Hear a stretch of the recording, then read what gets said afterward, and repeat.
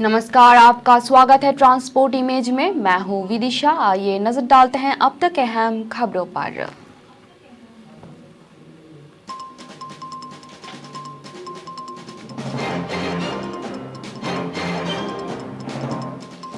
जयशंकर ने कहा, G20 बड़ी जिम्मेदारी, मिलकर वैश्विक संकट और चुनौतियों के समाधान पर होगा जोर।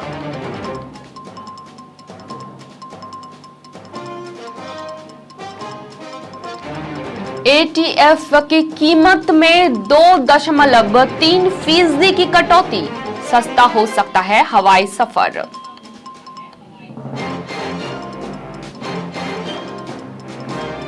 श्रद्धेय हत्याकांड मामले में आफताब का 2 घंटे तक चला नार्को टेस्ट।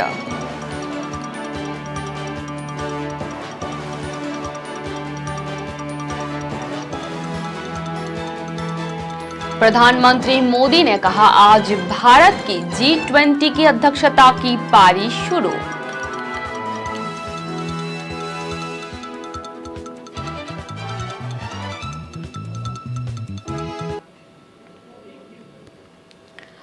आइए जानते हैं खबरें विस्तार से। विदेश मंत्री डॉक्टर एस जयशंकर ने कहा कि भारत बेहद महत्वपूर्ण समय पर G20 की अध्यक्षता संभाल रहा है। ये एक बड़ी जिम्मेदारी है। कोविड के बाद दुनिया ईंधन, खाद्य और उर्वरक की कमी से दबाव में है और आतंकवाद, काला धन और जलवायु परिवर्तन जैसी दीर्घकालीन चुनौती भी हमारे सामने है। भारत की स्पष्ट सोच है कि इन सब का मुकाबला लड़कर नहीं बल्कि मिलकर काम करने से ही होगा।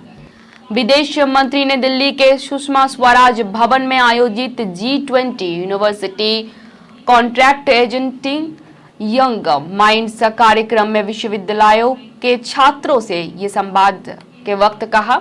वहां जयशंकर ने कहा कि भारत को एक महत्वपूर्ण एवं ऐतिहासिक मोड़ पर G20 की अध्यक्षता मिली है। भारत कोविड के बाद खाद्य, ऊर्जा और समतामूलक स्वास्थ्य समाधान सहित तत्कालिक महत्व के विषय पर G20 देशों के बीच एक राय बनाकर समर्थन जुटाने का प्रयास करेगा।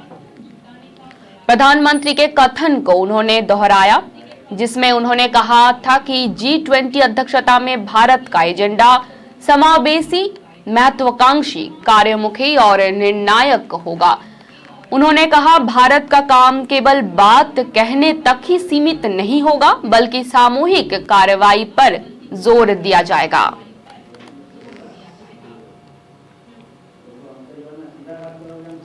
हवाई सफर करने वाले यात्रियों को राहत देने वाली खबर है। अंतर्राष्ट्रीय स्तर पर कच्चे तेल में गिरावट आने के बाद एविएशन टरबाइन ईंधन के भाव में 2.3% की कटौती की गई है। सार्वजनिक क्षेत्र की तेल एवं गैस विपणन कंपनियों ने एटीएफ की कीमत 2.3% घटा दी है। इंडियन ऑयल कॉरपोरेशन लिमिटेड ने गुरुवार को जारी मूल्य अधिसूचना के मुताबिक राजधानी दिल्ली में एटीएफ की कीमत 2,775 रुपए प्रति किलोलीटर यानी कि 2.3% घटाकर 1,17,557.64 रुपए प्रति किलोलीटर हो गई है। एटीएफ के दाम में कटौती से विमानन कंपनियों को काफी राहत मिलेगी। जानकारों का मानना है कि तेल कंपनियों के एटीएफ के दाम में कटौती से हवाई टिकटों की कीमत कम हो सकती है। दरअसल विमानों की परिचालन लागत में से लगभग 40% हिस्सा विमान ईंधन का ही होता है।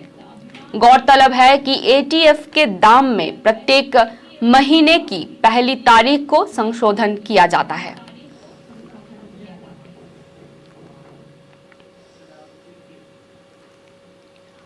श्रद्धा हत्याकांड मामले के आरोपित आफताब को दिल्ली के तिहाड़ जेल से नार्को टेस्ट के लिए रोहिणी के अंबेडकर अस्पताल में लाया गया, जहां 2 घंटे तक डॉक्टरों की निगरानी में नार्को टेस्ट हुआ।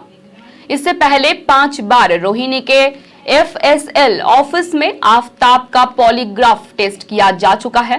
इस दौरान आफताब पर हमले की आशंका के चलते भारी संख्या में पुलिस बल की तैनाती की गई थी। दिल्ली पुलिस के स्पेशल कमिश्नर सागरप्रीत हुड्डा ने बताया कि आफताब का नार्को टेस्ट पूरा हो गया है। पुलिस के अनुसार नार्को टेस्ट श्रद्धा हत्याकांड में खुलासे के लिए बेहद अहम माना जा रहा है। मामले से जुड़े कई अहम सवाल नार्को टेस्ट में पूछे गए। इससे कड़ी दर कड़ी पूरे वारदात का खुलासा किया जा सकेगा। नार्को टेस्ट पूरा होने के बाद तकरीबन 2 घंटे तक के लिए और आफताब को ऑब्जर्वेशन में रखा गया है। हमले की आशंकाओं के बीच सुरक्षित तरीके से नार्को टेस्ट कराया गया। नार्को टेस्ट के लिए कई तरीके की दवाई और इंजेक्शन दिए जाते हैं जिसमें आरोपित को किसी तरीके की दिक्कत ना हो।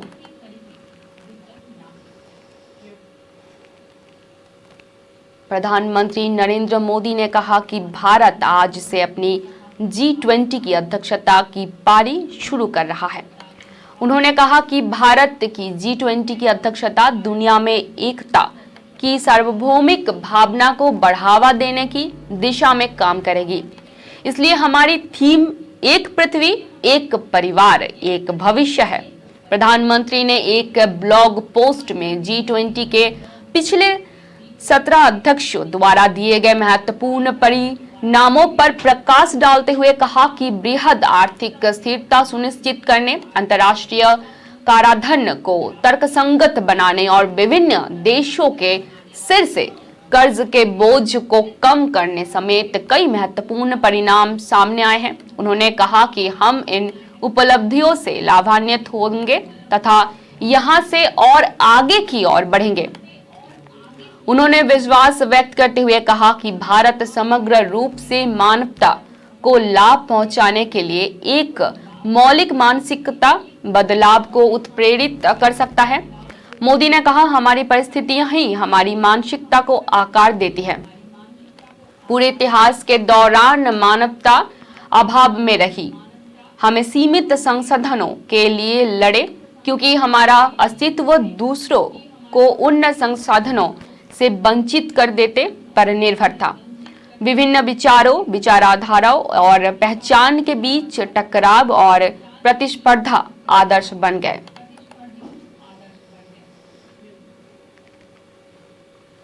मुंबई के खार इलाके में YouTube पर लाइव स्ट्रीमिंग कर रही दक्षिण कोरिया की महिला से छेड़छाड़ करने वाले 2 आरोपितों को पुलिस ने गिरफ्तार कर लिया है। खार पुलिस स्टेशन की टीम इस मामले की गहन छानबीन कर रही है। पुलिस के मुताबिक दक्षिण कोरिया की YouTube महिला बीते रात 8 बजे खार इलाके में लाइव स्ट्रीमिंग कर रही थी। उससे समय मौके पर मुबीन चंद मोहम्मद शेख और मोहम्मद नकीब सदरी आलम अंसारी आए और महिला के साथ छेड़खानी करने लगे। इसके बाद दोनों आरोपितों ने महिला को जबरन अपने साथ चलने के लिए दबाव डाला, लेकिन महिला इन दोनों से पीछा छुड़ाकर चली गई। इसका वीडियो एक व्यक्ति ने सोशल मीडिया पर वायरल कर दिया।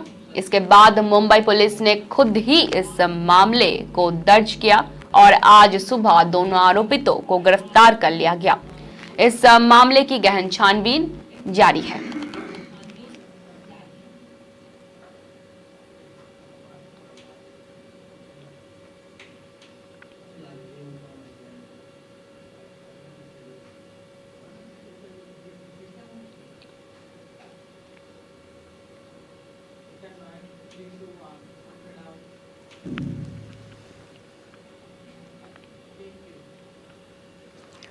साल 2021 के लुधियाना कोर्ट बम ब्लास्ट का मुख्य साजिशकर्ता हरप्रीत सिंह राष्ट्रीय जांच एजेंसी के हत्थे चढ़ गया। उसे दिल्ली एयरपोर्ट पर दबोच लिया गया। ये जानकारी NIA ने दी है। राष्ट्रीय जांच एजेंसी ने 1 दिसंबर को फरार आतंकवादी हरप्रीत सिंह को मलेशिया के कुआलालंपुर से आने पर गिरफ्तार किया है।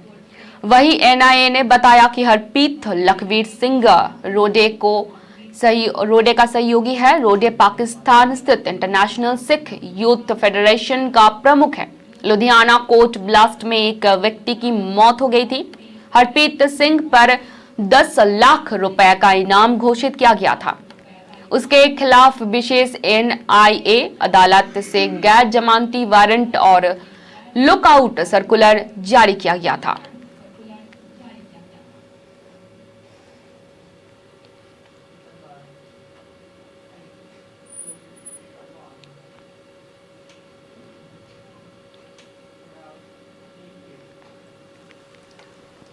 शहर के नवीन शासकीय विधि महाविद्यालय के 6 शिक्षकों पर धार्मिक कट्टरता फैलाने का आरोप लगाया गया है।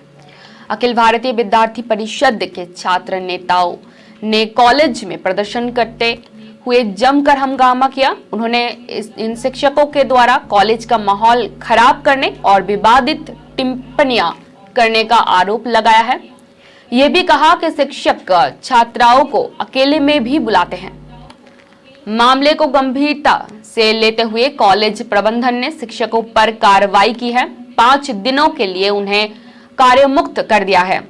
मामले में जांच का आश्वासन भी दिया गया है। दरअसल ABVP के प्रांत मंत्री घनश्याम सिंह चौहान, लकी अदिवाल, दीपेंद्र ठाकुर, ब्रिजेंद्र धाकड़ सहित अन्य कार्यकर्ताओं ने गुरुवार को कॉलेज पहुंचकर प्राचार्य डॉक्टर हनामुर हमान का घेराव करते हुए जोरदार प्रदर्शन किया। छात्र नेताओं ने 6 शिक्षकों पर गंभीर आरोप लगाए और धार्मिक कट्टरता फैलाने की बात कहते हुए उन्हें तत्काल निलंबित करने की मांग रखी। हंगामे के दौरान महाविद्यालय के कुछ अन्य विद्यार्थी भी सामने आए।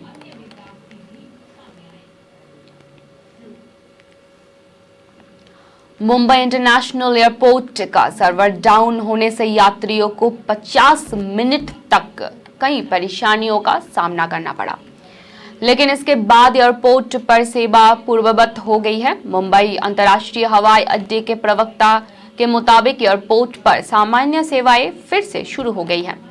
सर्वर फेल होने से करीब 50 मिनट तक परिचालन बाधित रहा। इसके लिए यात्रियों को असुविधा हुई, लेकिन अब सेवाएं सामान्य हो गई है। यात्रियों को होने वाली असुविधा के लिए खेद व्यक्त किया गया। जानकारी के अनुसार गुरुवार शाम मुंबई एयरपोर्ट पर अचानक सर्वर डाउन हो गया था। इससे एयरपोर्ट का कामकाज बाधित हो गया और यात्री यहां थे वहीं अटक के रह गए। शाम के समय वैसे भी ज्यादा यात्री मौजूद रहते हैं। ऐसे में कुछ समय के लिए स्थिति कंट्रोल में करना मुश्किल हो रहा था, लेकिन 50 मिनट के बाद सर्वर की खामी दूर हो गई और इस समय स्थिति सामान्य हो गई।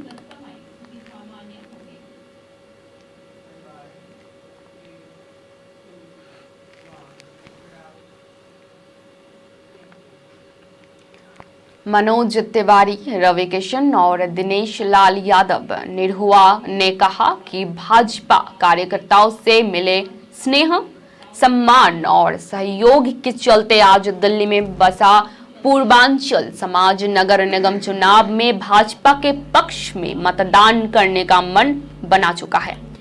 आज के कार्यक्रमों के मुख्य रूप से पूर्वांचल से जुड़े 3 सांसद नेताओं मनोज तिवारी, रवि किशन और दिनेश लाल यादव निरहुआ ने कुल 32 सभाएं एवं पदयात्राओं के माध्यम से सक्रिय प्रचार किया और कहा कि पूर्वांचल वासी आज दिल्ली के विकास की नींव है और उन्होंने अपने राज्य उत्तर प्रदेश की भाजपा की सरकार का विकास कार्य देखा है और कुछ समय पूर्व तक भाजपा गठबंधन की बिहार सरकार का भी विकास कार्य देखा है। वहीं दूसरी ओर उन्होंने देखा है कि किस तरह दिल्ली की अरविंद केजरीवाल सरकार ने कोविड काल में उन्हें असहाय छोड़ दिया था।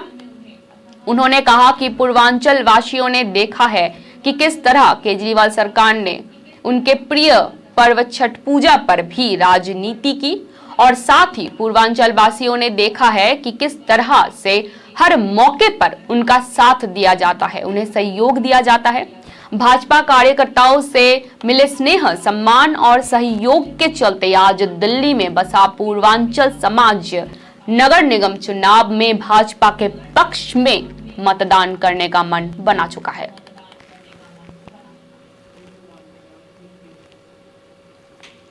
देश भर के संत समाज में उत्तराखंड विधानसभा में धर्मांतरण पर सख्त कानून बनने पर हर्ष की लहर दौड़ गई।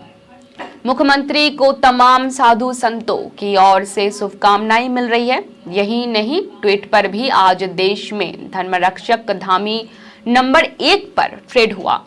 धर्मांतरण पर सख्त कानून बनाने की प्रतिबद्धता मुख्यमंत्री पुष्कर सिंह धामी पहले ही जता चुके थे।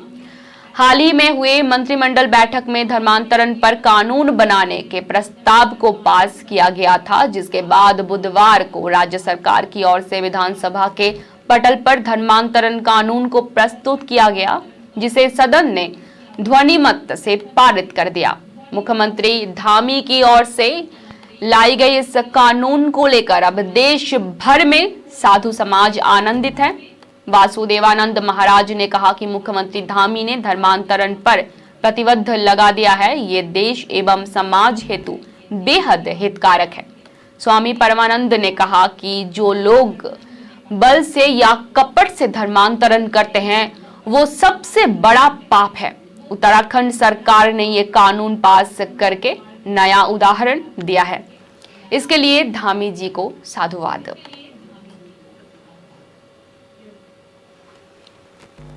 पश्चिमी सीमाओं में भारतीय सेना ने सबसे बड़े प्रशिक्षण अभ्यास में से एक को अंजाम दिया। प्रशिक्षण अभ्यास में नागरिक एजेंसियों सहित युद्ध लड़ने वाली सभी संस्थाएं शामिल थी और निर्णायक जीत के लिए संपूर्ण राष्ट्र दृष्टिकोण के संकल्प के अनुरूप अपने कार्य को मान्य किया। इस अभ्यास में कई चीजें पहली बार हुई, जिन्होंने भारतीय सेना, भारतीय वायुसेना और बीएसएफ के बीच संयुक्त तालमेल को मजबूत किया।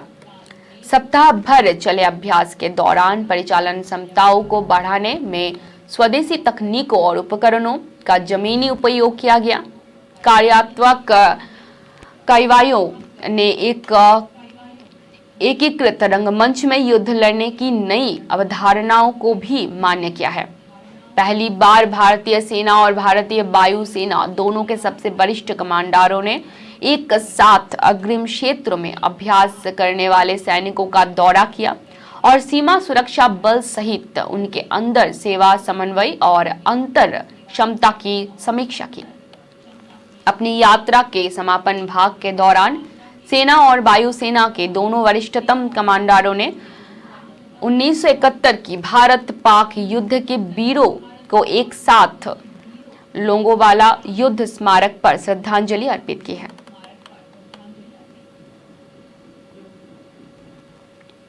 उपराज्यपाल मनोज सिन्हा ने गुरुवार को नागरिक सचिवालय में वित्तीय संस्थानों, सार्वजनिक क्षेत्रों के बैंकों और सरकारी विभागों की बैठकों की अध्यक्षता की।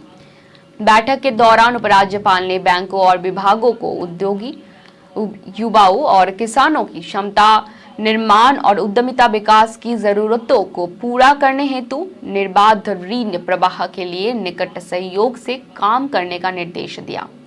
वित्तीय समावेशन के समग्र मूल्यांकन पर अपने विचार साझा करते हुए हस्तक्षेप एवं ग्रामीण अर्थव्यवस्था के कम बैंक वाले वर्गों तक पहुंचने पर उपराज्यपाल ने कहा कि हमारे सामूहिक प्रयासों को हमारी अर्थव्यवस्था के शक्ति इंजन के रूप में काम करने वाले सहायक क्षेत्र की दिशा में प्रयास करना चाहिए।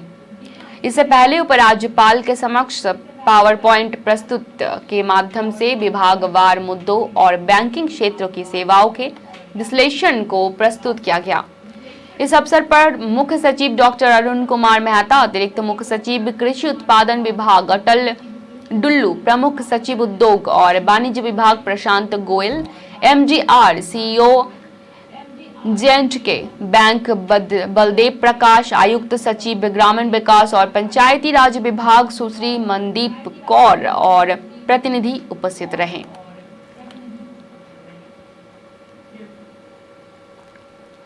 गुजरात विधानसभा चुनाव के लिए पहले चरण का मतदान गुरुवार को संपन्न हो चुका है। इसके लिए चुनाव प्रचार में सत्ताधारी दल भाजपा समेत तमाम पार्टियों ने पूरी ताकत झोंक दी थी।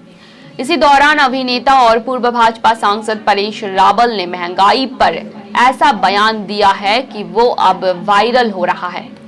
वलसाड में अपने भाषण में उन्होंने ऐसा कुछ बोल दिया कि सोशल मीडिया पर लोग उन पर बंगालियों से घृणा करने का आरोप लगा रहे हैं। रिपोर्ट के अनुसार परेश रावल ने मंगलवार को दिए अपने भाषण में कहा कि गैस सिलेंडर महंगे हो गए हैं, लेकिन उसकी कीमत नीचे आ जाएगी। लेकिन अगर रोहिंग्या और बांग्लादेशी आपके आसपास दिल्ली की तरह रहने लगे तो क्या होगा? गैस सिलेंडर का आप क्या करेंगे? बंगालियों के लिए मछली पकाएंगे? उनके इस बयान को देश गुजरात ने रिपोर्ट किया। परेश रावल ही नहीं रुके, उन्होंने अपने बयान में आगे कहा कि गुजरात महंगाई बर्दाश्त कर सकता है, लेकिन ये नहीं।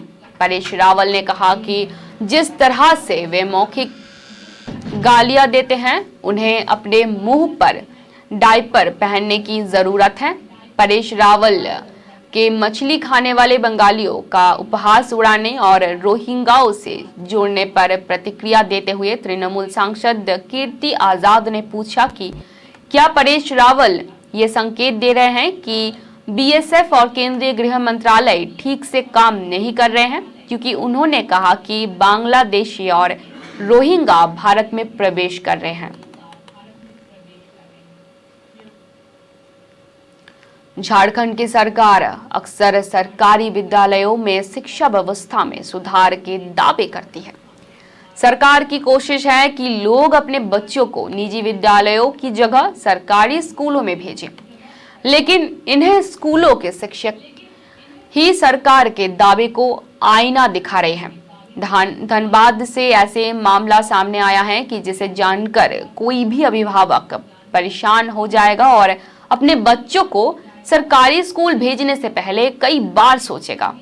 धनबाद के एक स्कूल में एक टीचर ने एक छात्रा के बाल पकड़कर उसकी बेरहमी से पिटाई की। बताया जा रहा है कि हाई स्कूल के एक शिक्षक मनीष सिंह यादव ने 5वीं क्लास में पढ़ने वाली छात्रा लाडली कुमारी की बेरहमी से पिटाई कर दी है।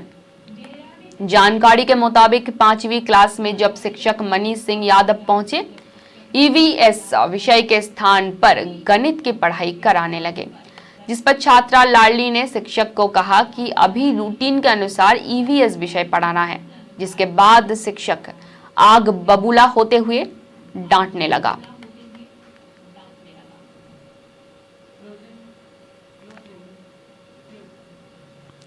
अब तक के लिए इतना ही। धन्यवाद।